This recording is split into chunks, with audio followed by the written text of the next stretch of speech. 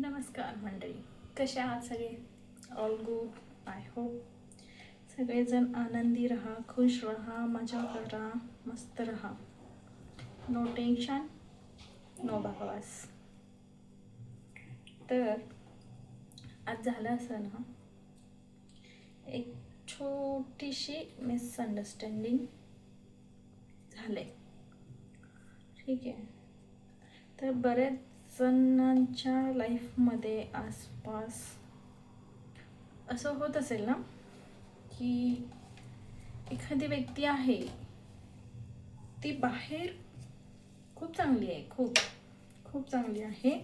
म्हणजे इतकं नाव चांगलं, इतके इमेज चांगली बनवून ठेवली आहेत की लोक जे त्यांच्यासोबत एखादी वाईट गोष्ट घडत असेल तर त्यांना वाटतं की हा माणूस तर चांगला आहे, याच्यासोबत वाईट घडते म्हणजे समोरची व्यक्ती चुकीची आहे, असं होतं ना. पण घरातल्यांच्या सोबत काहीतरी चुकीचं घडत असतं त्याच व्यक्तीबद्दल. म्हणजे एक माणूस आहे, त्या घरातल्यांच्या सोबत त्याचं पटत नाही, पण समाजात त्याची खूप इज्जत आहे. तर हे कशावरून होतं हे माझ्या थोडं लक्षात आलं. तर आज झालं काय,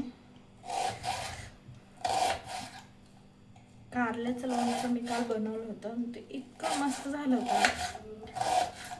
आमचे हे तर खात नाहीत, पण त्यांना खूप आवडलं होतं ते, खूप म्हणजे खूपच जास्त. सेम म्हणजे मी इतक्या दिवस ट्राय करत होते मम्मीसारखं माझ्या बनवायचं, पण ते बनत नव्हतं आणि ते काल बनलं, ते खूप छान झालं होतं आणि यांना ते खूप आवडलं होतं. आता माझ्या मनात कसं आहे की यांना ते नाही आवडत आहे. आणि शेजारी आहे दोघं तिघे जण, तर मी काय केलं, माझ्यापुरतं थोडंसं मी खाल्लं आणि इम्प्रेशन पाडण्यासाठी नाही का, 4 लोक मला चांगलं म्हणण्यासाठी मी देऊन टाकलं ते सगळं शेजारी. खूप छान झाले म्हणून, कारण ते लोक मला चांगली म्हणावेत म्हणून. ठीक आहे. मग ह्याच्यावरनं असं झालं, ते घरी आले, म्हणे जेवताना लोणचं कुठे आहे. म्हटलं लोणचं, ते तर मी देऊन टाकलं.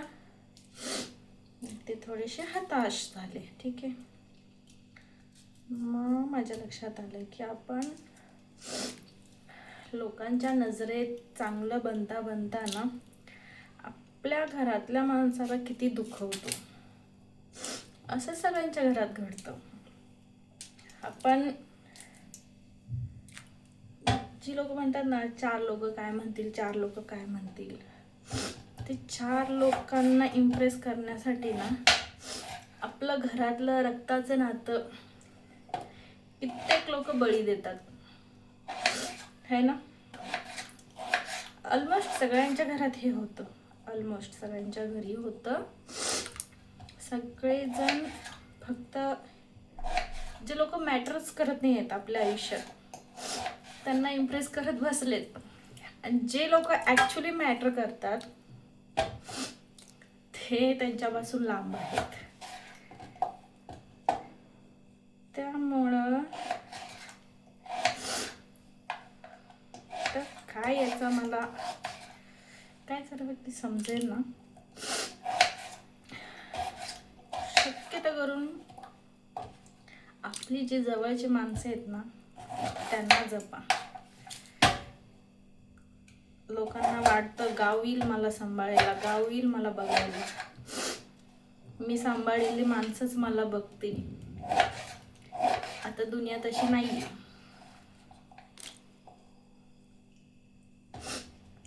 आपलं घर आणि आपण एवढेच आहे. आणि तेच जरी जपलं ना, तुमच्यासारखा सुखी माणूस आयुष्यात कोणी नाही.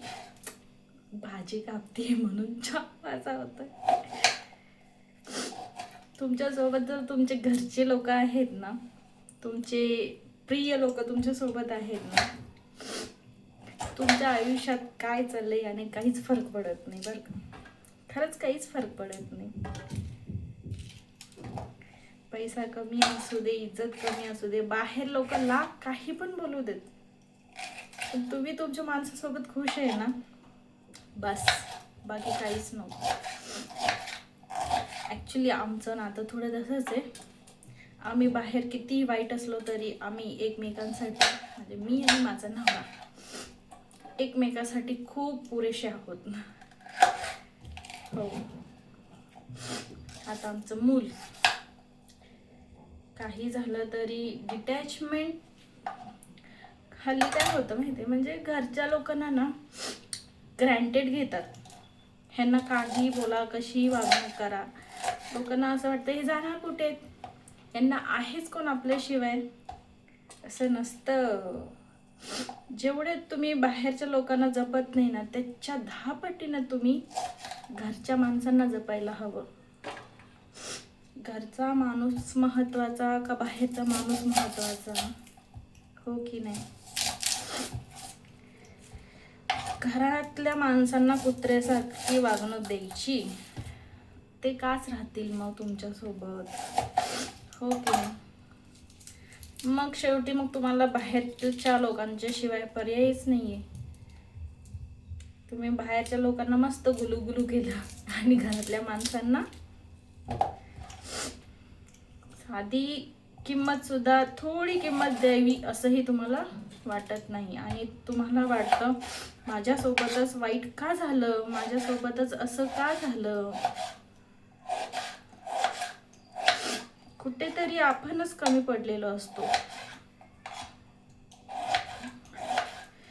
लोक विचार करतात घरच्या माणसाला करून घरचा माणूस काय आपलं नाव मोठं करणार नाही. 4 माणसात मी हे केलं, मी ते केलं तर गावभर माझं नाव होईल. याच्या माग आपली सख्खी नाती तो गमवून बसतो, खरंच गमवून बसतो. आणि ज्याला तुम्ही गमवलं ना, एकदा जर का त्याने तुम्हाला गमवलं, आयुष्यात तुम्हाला पर्याय नाही मग परत. हो, कारण जो वागतो कदाचित तो विसरतो, पण ज्याने ती वाईट वेळ सहन केली आहे ना, तो नाही, तो विसरतच नाही गोष्टी. त्याचं बदलणं परत मग अशक्यच, नाही का.